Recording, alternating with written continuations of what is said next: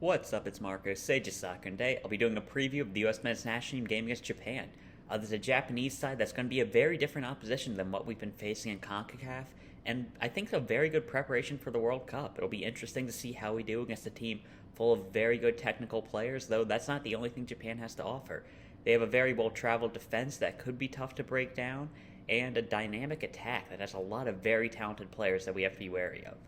So looking at this Japanese side, I think that what we have to do if we really want to win this game is play on the counter and take advantage of their aging back line with some of our dynamic attackers. Christian Pulisic and Brendan Aronson should have a field day. I think they'll have a lot of chances if we try to counter Japan. And in addition, I feel like this would be good prep for the World Cup. We will likely not have the ball a ton against a side like England who are going to play, and should we advance far in the knockout round, I don't expect us to have the ball a lot, and it's a very good opportunity to practice against a team that will be good on the ball in a pretty forgiving environment. They are good on the ball, but Japan, they're not as dangerous. They have some good players, but there's nobody like Raheem Sterling we have to worry about. They don't have a Harry Kane up top. And we haven't played this type of game since we played against Switzerland in a friendly well over a year ago. So I think it's a very good opportunity for us to practice playing defensively. We can work out some mistakes in the team, see our chemistry on counterattacks. I think it could be a very good experience for us. However, we have stuck to our system for so long that I don't anticipate us changing anything up, and we will probably try to play against Japan the same way we played against Mexico, and El Salvador, Grenada, and I think we will try to have the ball for the most of this game. And honestly, because of that, I could see the game going either way, especially due to the injuries of our back line, having Walker Zimmerman and likely Aaron Long with Matt Turner behind them trying to build out of the back. And with a possibility of having a Kellyn Acosta and Paul Arriola on the field, I feel like we will struggle to build out the back. And I think if we are going to win this game, I think it's going to come down to a moment of individual brilliance from a Christian Pulisic, from a Brendan Aronson, if we start him, Giovanni Reyna, or maybe something off of a set piece. We could see Weston McKennie going up and winning a header. I think that's our most likely chance to win this game if we're playing how we do. And honestly, with how good Japan's attack is, I'll be talking about some of their players later, it could be a bit of a struggle. And if Japan scores a goal early and they bunker down after that, I could see us losing this game very easily. For Japan, from an individual aspect and from their lineup, they'll likely be playing in a 4-3-3 or variation of that. Their lineup is basically impossible to predict. They've had a couple of injuries, and overall they just rotated their squad a ton. I think we can expect to see Yoshida as a center back, the Arsenal right back Tomoyasu on the field, Endo, who's playing under the American manager at Stuttgart, and Kamada, who recently won the Europa League with Frankfurt. I expect all four of them to be on the field, but aside from them, this lineup is very tough to predict. They have a lot of very talented attackers that we have to be wary of. Five in particular I want to be going over right now. First one is Junya Ito, a dynamic winger with an eye for goal. He's playing in France right now. I think he'd be a big test for whoever's playing our left back position, whether that's Dest out of position, Sam Vines, Joe Scally. All of them will have their hands full with a very talented left back there. Then we also have to worry about Minamino. He had some great moments for Liverpool, especially in cup competitions. He was very strong for them in the FA Cup. He allowed them to rotate a ton. Now he's at Monaco, another player playing in France, and someone we have to be wary about. I mean, he wasn't at the level of a Sadio Mane, a Mo Salah, Roberto Firmino, so some of us kind of overlooked him when he was at Liverpool, but he was keeping up with that team pretty well. Next, we've got Kubo, who's a legitimate wonder kid playing in Spain, probably at Yunus Musa's level. He recently left Real Madrid permanently, and he'll be hoping to have a Martin Odegaard career trajectory. He recently had a great game for Real Sociedad against Manchester United, and I think that he's going to be a very dangerous player moving forward. Next, we have to worry about Mitoma, who's been a great spark off the bench for Brighton this year, and if he comes off the bench, he's going to be dangerous in that last half hour. Honestly, if he starts the entire game, he'll be dangerous. Another very good winger we'll have to be wary of. Then we have Ritso Don.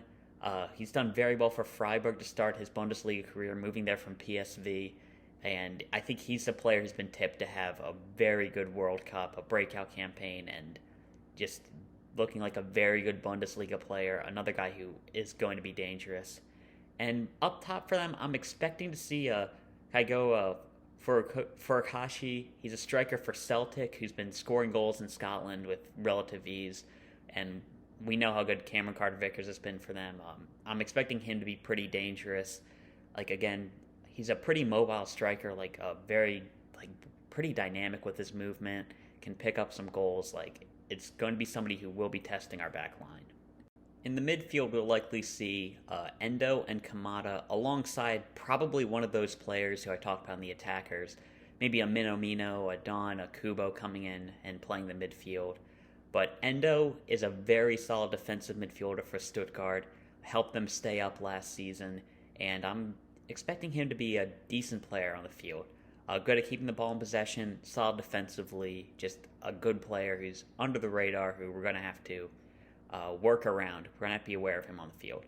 Then Kamada for Frankfurt, started for them in their Europa League success. Like, he's might be Japan's best player, and Tyler Adams is going to have to make sure he's keeping track of him this entire game to make sure he doesn't change the course of the game for Japan. Defensively, I think we can expect to see Yoshida as one of the center backs. We saw him at Southampton for a very long time. Recently, he's been at Schalke, and he's probably out of his prime. He's 34 now, but he's still a solid player, and probably the best center back on the field. His usual partner, though, Itakura, is injured, so will either be a J-League center back, like maybe a Taniguchi, or an unproven player in Europe like Ito or Seko, partnering him, or maybe even Arsenal right back, Tomoyasu, who might be playing out of position as a center back. Either way, not going to be Japan at its best, and hopefully Tomoyasu will be a right back, because he's one of Japan's best players, and he'll be a constant threat down that right-hand side against us, and it's something who I really want to see our makeshift left back, or maybe Sam Vines, like, do their best against, because it's going to be a type of challenge that we're going to see. We'll likely be playing against, I'm not sure who England's going to start, but it's going to be somebody good. Maybe Wales will put Nico Williams out on the right. Like, we're going to have to get used to playing a very talented right back, so I'm hoping Tomoyasu will be playing in his preferred position. A left back, however, is a pretty weak position for Japan, and we might see the 36-year-old Nagatomo. He was a very good player for Inter Milan for a very long time, but he's 36 now, and he is well past his prime. And there's no special goalkeeper to save them either. They're still a few years away from Japanese-American Zion Suzuki taking the reins if we aren't able to recruit him, which we should try to recruit him. And we might end up seeing Illinois native Daniel Schmidt, who's actually getting consistent game time in Europe, would probably be in the conversation for our goalkeeper at the moment. So it could be cool to see him. Either way, I don't expect the goalkeeper to have like a great game against us. It's hard to predict who it will be, but similar to Wales having either Wayne Hennessy or Danny Ward, it's like, I don't know who it's going to be. I don't think it really matters who it is. Overall, Japan will be a very good test for this American team, and will provide a challenge to players who are trying to cement a starting role. I think with their weakened defense, our attack should be able to come up with some goals, and I'm hoping to see us play on the counter. Hopefully it'll be something that we see us do a bit more against England, and hopefully as we get into the knockout round, we'll have to change our strategy and do that. But if we play the wrong way, I could see us getting on the back foot and struggling to compete with Japan.